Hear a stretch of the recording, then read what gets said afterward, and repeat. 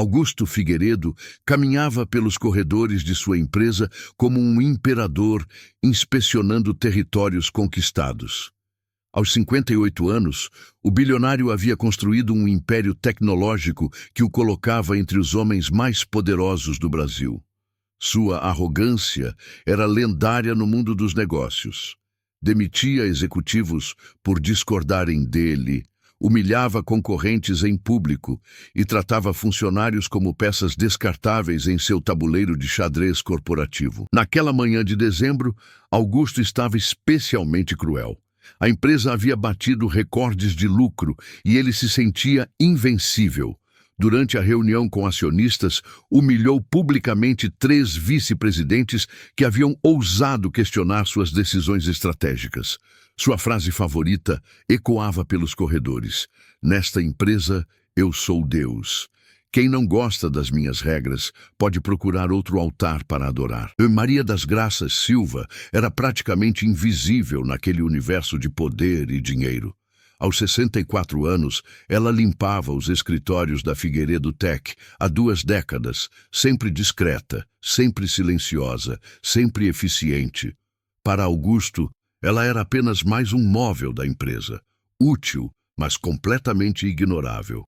Ele nunca havia dirigido uma palavra a ela que não fosse uma ordem seca ou uma reclamação sobre algum detalhe na limpeza. O que Augusto não sabia era que Maria das Graças guardava segredos que poderiam destruir não apenas sua reputação, mas toda a mentira sobre a qual havia construído seu império.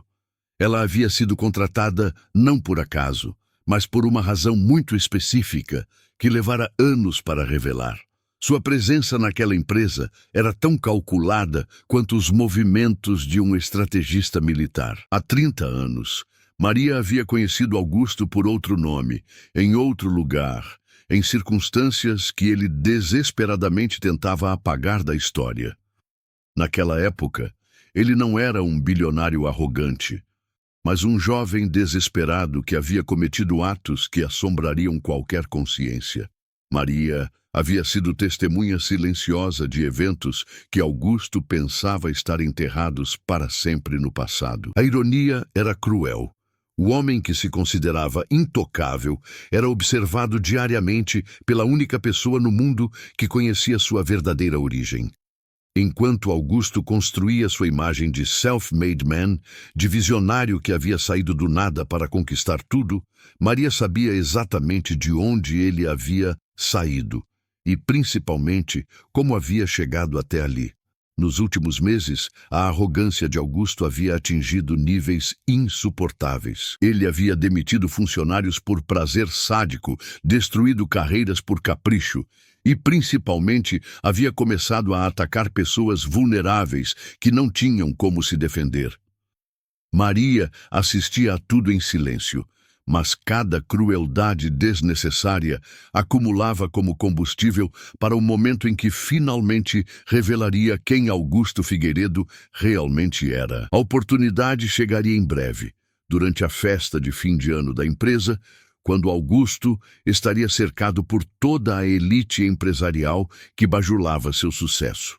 Seria o palco perfeito para revelar que o imperador não apenas estava nu, mas havia construído seu reino sobre os cadáveres de pessoas inocentes que ele havia destruído décadas atrás.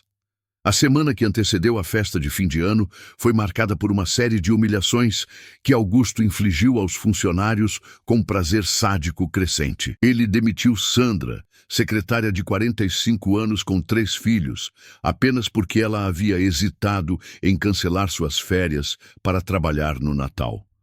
A humilhação aconteceu no refeitório, na frente de dezenas de colegas, enquanto Augusto gritava que pessoas dispensáveis não merecem consideração.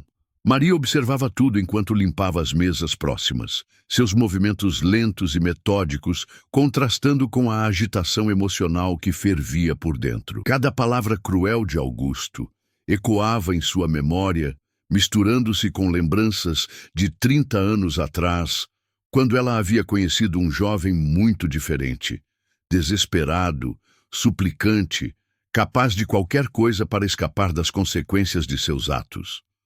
O comportamento de Augusto se intensificou quando ele descobriu que um dos estagiários havia gravado discretamente sua explosão contra Sandra. Em vez de refletir sobre sua crueldade, Augusto ordenou que todos os funcionários entregassem seus celulares na entrada, transformando a empresa num regime militar onde qualquer testemunha de suas barbaridades era eliminada. Era o comportamento de um homem que tinha muito o que esconder.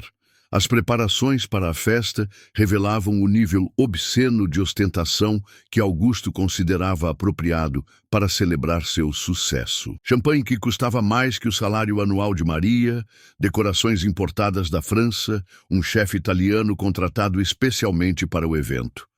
Tudo financiado com dinheiro que, Maria sabia melhor que ninguém, havia sido obtido através dos métodos mais sórdidos possíveis. Durante os preparativos, Maria teve acesso a informações que confirmaram suas suspeitas sobre as atividades atuais de Augusto. Documentos esquecidos em lixeiras revelavam esquemas de evasão fiscal. Gravações de conversas mostravam suborno de políticos, e-mails comprometedores provavam que ele continuava usando os mesmos métodos criminosos que havia empregado 30 anos atrás para começar seu império.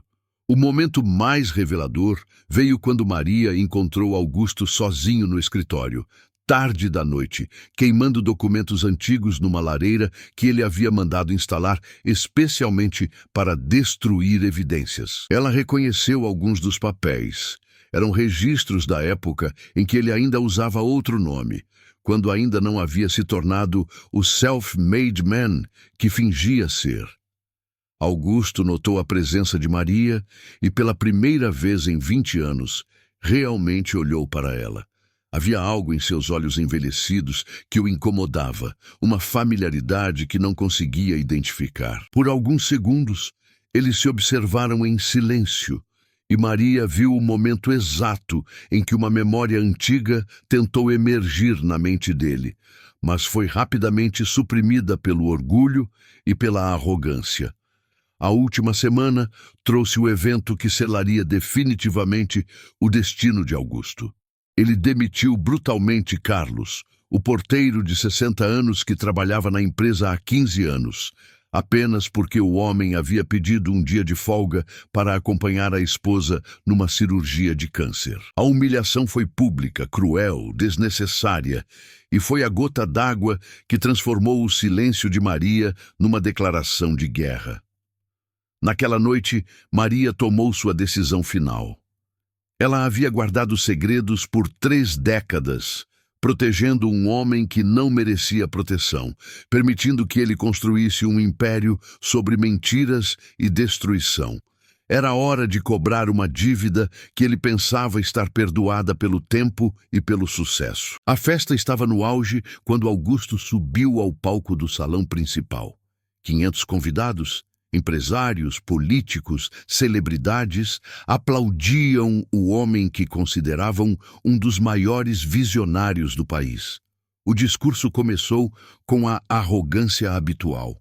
Augusto falando sobre mérito, trabalho duro e como havia construído um império com as próprias mãos.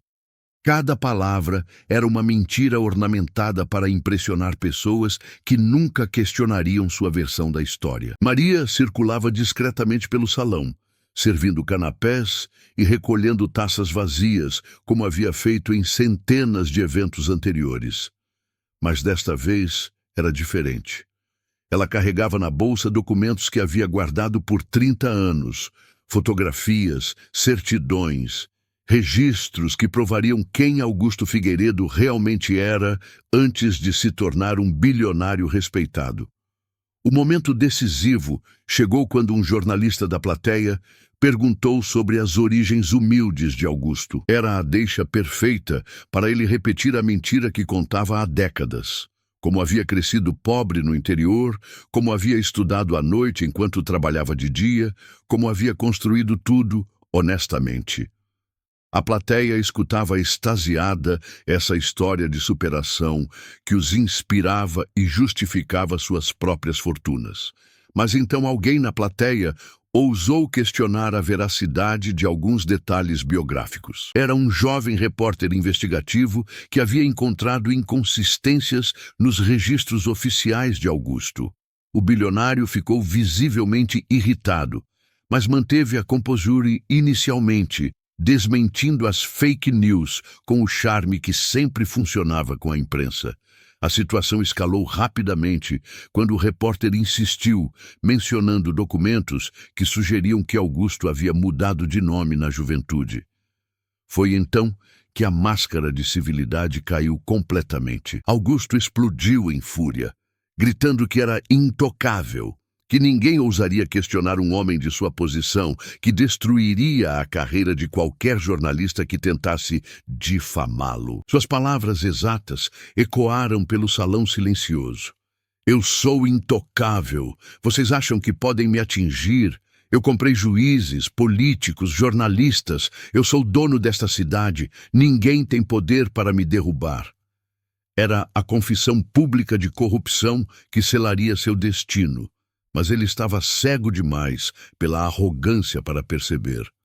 Foi nesse momento que Maria se aproximou lentamente do palco. A mulher invisível, que havia servido em silêncio por 2 décadas, caminhou determinadamente entre as mesas de convidados chocados. Augusto a viu se aproximando e fez um gesto desdenhoso, como quem dispensa uma funcionária inconveniente que havia perdido o juízo. Mas quando Maria subiu ao palco e se posicionou ao lado do microfone, algo em sua postura fez Augusto hesitar. Ela não parecia mais a empregada submissa que ele conhecia. Havia uma dignidade em seus movimentos, uma determinação em seus olhos que ele nunca havia notado antes. Quando ela começou a falar, sua voz ecoou clara e firme pelo salão. Meu nome é Maria das Graças Silva. E há 30 anos, eu conheci este homem por outro nome, Antônio Pereira da Costa. Ele não construiu nada com as próprias mãos. Ele construiu seu império sobre os corpos de 5 pessoas que morreram por causa dele.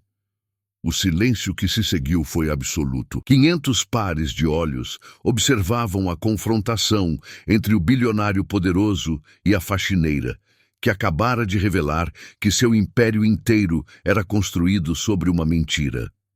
A revelação de Maria criou uma onda de choque que se propagou pelo salão como um tsunami emocional.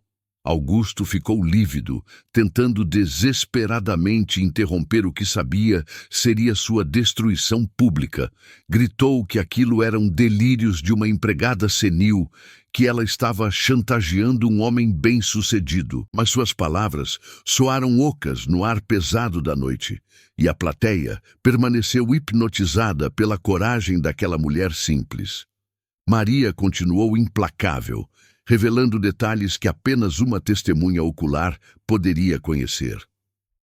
30 anos atrás, Antônio Pereira da Costa era um jovem contador de 28 anos que trabalhava para uma construtora em Ribeirão Preto. Quando descobriu que a empresa estava usando material de construção adulterado em um conjunto habitacional popular, ele viu uma oportunidade de enriquecimento rápido, não de denúncia ética. A voz de Maria ecoava pelo salão enquanto ela contava como Antônio havia chantageado os donos da construtora, exigindo participação nos lucros em troca de seu silêncio sobre os materiais defeituosos. Quando eles se recusaram, ele não denunciou o esquema às autoridades. Ele sabotou a obra de forma que o desabamento parecesse acidental, eliminando as testemunhas que poderiam implicá-lo. O resultado foi devastador. 5 famílias soterradas durante a madrugada. 2 pais, 2 mães e uma criança de apenas 7 anos morreram porque Antônio preferiu usar sua descoberta para eliminar concorrentes a denunciar crimes. Maria havia sido funcionária da limpeza no hospital onde os feridos foram levados, e ouvira Antônio confessando seus crimes para um cúmplice que pensava estar morto. A plateia assistia horrorizada enquanto Maria revelava como Antônio havia usado o dinheiro roubado da construtora para desaparecer comprar uma nova identidade e recomeçar como Augusto Figueiredo em São Paulo. Seus primeiros investimentos foram financiados com sangue inocente, e todo o seu império tecnológico havia crescido sobre alicerces de mentira e assassinato. Augusto tentou uma última cartada desesperada, ordenando que seguranças removessem Maria do palco. Mas os próprios funcionários hesitaram. Alguns reconheceram detalhes que confirmavam a veracidade do relato dela, principalmente quando Maria revelou que possuía documentos originais, certidões de óbito das vítimas, registros hospitalares e principalmente gravações que Antônio fizera para chantagear outras pessoas ao longo dos anos. A confrontação mais devastadora veio quando Maria tirou da bolsa uma foto antiga, as 5 vítimas do desabamento sorrindo em uma festa comunitária dias antes de morrerem. Ela ergueu a imagem para que todos vissem. Estas eram as pessoas que morreram para que este homem pudesse comprar sua primeira identidade falsa. Joaquim e Rosa, recém-casados, Manuel e Conceição, grávida de 3 meses. E a pequena Ana, que tinha a idade que teria minha neta hoje. Foi então que a máscara de Augusto desabou completamente. O bilionário arrogante se transformou no jovem desesperado de 30 anos atrás, tentando negar, justificar, minimizar. Mas cada palavra apenas confirmava que Maria estava dizendo a verdade. A plateia assistia ao colapso público de um dos homens mais poderosos do país, revelado como um assassino que havia construído sua fortuna sobre cadáveres inocentes. O momento mais poderoso veio quando Maria disse as palavras que selaram definitivamente o destino de Augusto. Durante 30 anos, eu limpei seus escritórios esperando que você se redimisse, que usasse sua fortuna para honrar a memória de quem morreu por sua ganância. Mas você apenas se tornou mais cruel, mais arrogante, mais desumano. Hoje essas 5 pessoas finalmente terão justiça. O desespero de Augusto atingiu seu ponto máximo quando ele percebeu que não havia mais como controlar a narrativa. Pela primeira vez em 30 anos, seu dinheiro e influência eram inúteis diante da verdade crua sendo exposta publicamente. Ele tentou fugir do palco, mas Maria segurou seu braço com força surpreendente para uma mulher de 64 anos. Você não vai correr desta vez, Antônio, disse ela com firmeza. A tentativa desesperada de escape de Augusto apenas confirmou sua culpa para os 500 convidados que assistiam horrorizados.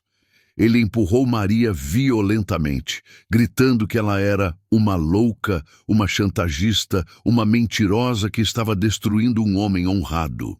Mas a agressão física contra uma idosa desarmada revelou a todos a verdadeira natureza violenta que ele escondia sob o verniz da civilidade empresarial. Maria não recuou. Mesmo sendo agredida, ela manteve sua posição no palco e revelou o detalhe mais devastador de todos. Ela não havia apenas testemunhado os crimes de Antônio. Ela havia perdido alguém no desabamento. Ana Costa, a menina de 7 anos que morreu soterrada, era minha neta, disse com a voz embargada. Minha filha única havia morrido de câncer 2 anos antes, e Ana era tudo que me restava no mundo.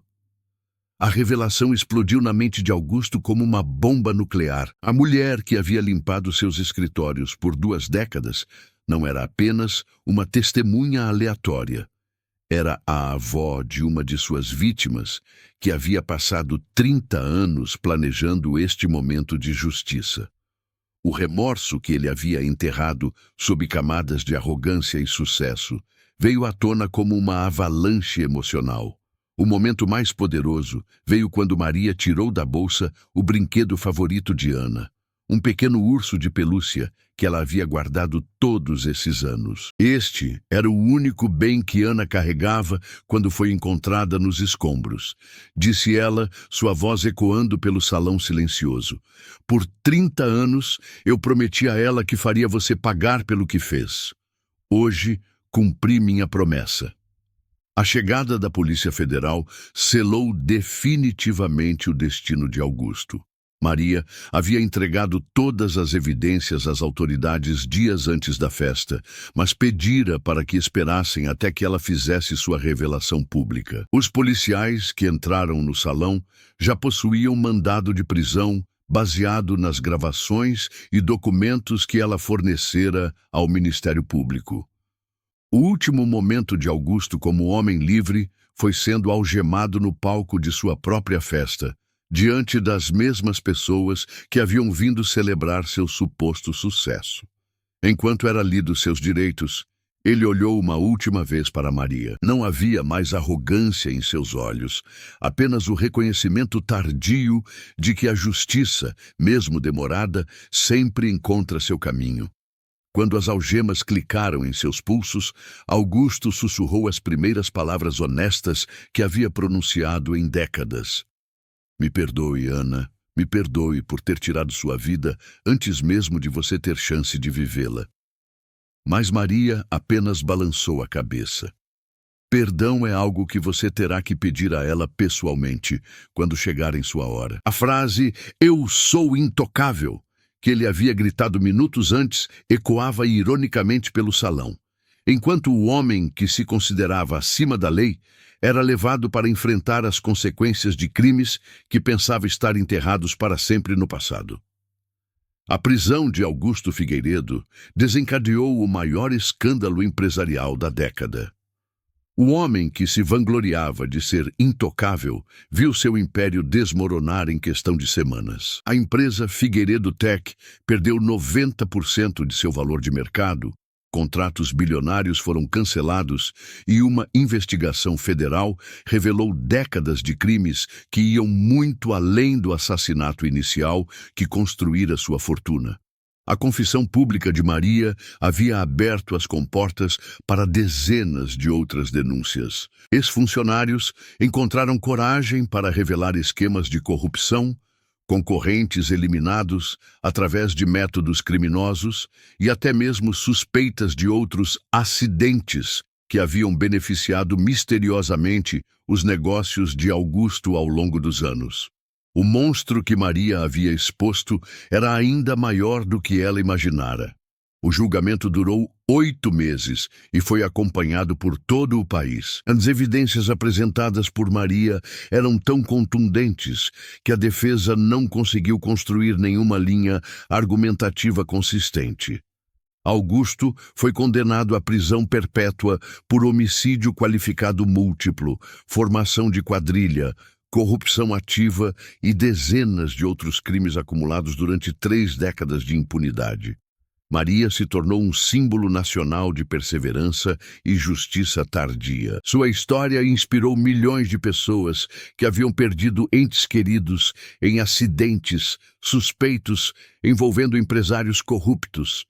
Organizações de direitos humanos a convidaram para palestras, universidades ofereceram títulos honorários e um fundo de apoio criado espontaneamente pela população arrecadou recursos para que ela nunca mais precisasse trabalhar.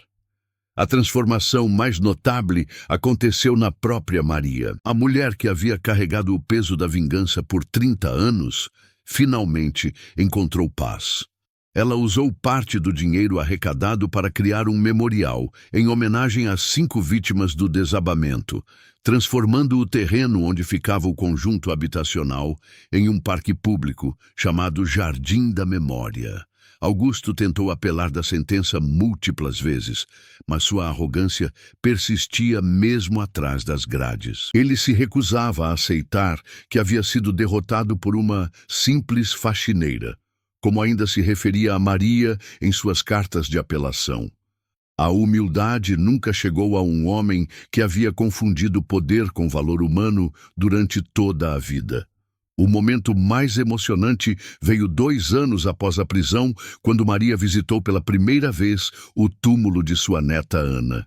Ela havia evitado aquele local por décadas, porque sentia que havia falhado em proteger a menina. Mas agora, com justiça finalmente feita, conseguiu se ajoelhar diante da pequena lápide e sussurrar: "Vovó cumpriu a promessa, minha filha. Ele nunca mais vai machucar ninguém." A empresa foi comprada pelos funcionários através de um fundo cooperativo, transformando-se numa corporação focada em responsabilidade social e transparência total.